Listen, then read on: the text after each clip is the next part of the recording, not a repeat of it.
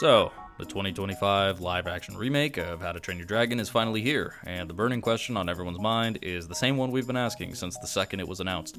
Does it suck? Just tell me, does it suck? Now, full disclosure, How to Train Your Dragon isn't just one of my favorite animated movies, it's one of my favorite movies, period. I read the books as a kid, projected onto Hiccup like it was my part-time job, and when the original came out, it straight up blew me away. Ditched the book story almost entirely, and somehow ended up being better than the source material. Except for How to Train Your Dragon 3. Don't get me started on that one. So when Dreamworks announced a live-action remake, my first reaction was basically, oh no. Oh god. Not like this. I was already having Disney PTSD flashbacks, soulless CGI remakes, hollow nostalgia cash grabs, the whole grave-robbing circus. Felt like the franchise was about to get dragged out back and bludgeoned again 5 years after the third film already put it down. And yeah, let's be real. This movie exists for one reason. Money. Hello, I like money. What inspired you to build a second Krusty Krab right next door to the original? Money. But even if it's a cash grab, that doesn't automatically mean it has to be bad. The real question was, would they try to unnecessarily change stuff and pull a Disney, or would they just copy-paste the animated film and risk being pointless? And the answer is, option 2, baby. This thing is about as close to a one-to-one remake as you can get, which is hilarious because it's a faithful remake of a movie that was an unfaithful adaptation of a book series. Inception-level adaptation nonsense. I'm a dude playing a dude disguised as another dude. And you know what?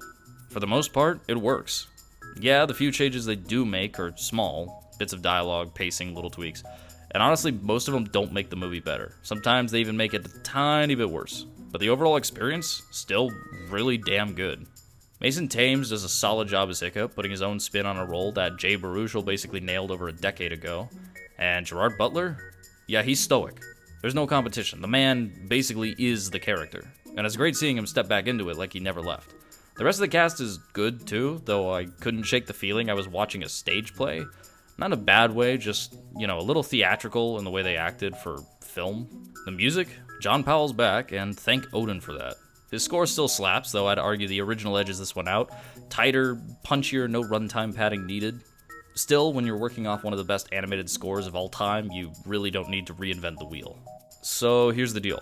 This movie does not suck. In fact, it's pretty great. Was there any real reason to make it?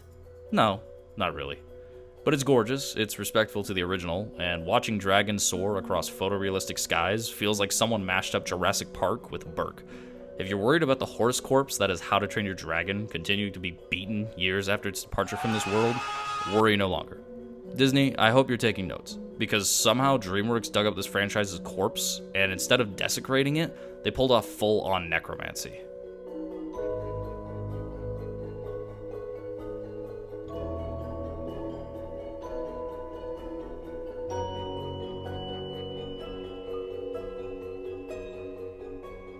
I wanted to get this video out months ago, but I suffer from a severe disease called procrastination.